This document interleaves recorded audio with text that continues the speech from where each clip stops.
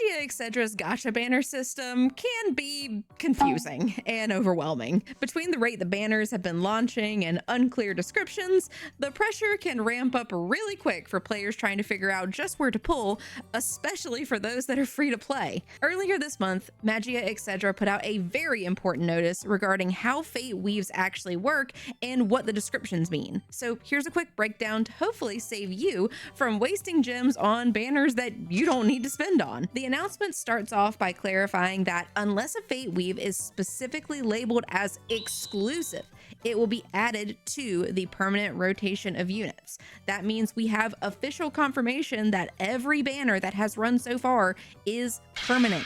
The rules for getting units added to the permanent pool were also clarified. Generally speaking, any Kyoku introduced in a permanent fate weave will be added to the permanent pool at the last day of the month, 30 days after the end of that unit's debut. So what this means is if a unit's banner, for example, ends on April 23rd, it will enter the permanent pool around May 30th or May 31st. So if you're wanting to stock up your Magia keys to potentially snag some of those newer units you may have missed, be sure to pay attention to the date that your fate weaves are ending. Lastly, a tip to those wanting to save some gems. It takes 60,000 gems to 100% guarantee a unit. Needless to say, that's a lot, and with the current means of getting gems in the game, it is a huge challenge to save enough, especially if you're being careless with your gems. Knowing that, save for exclusive limited units.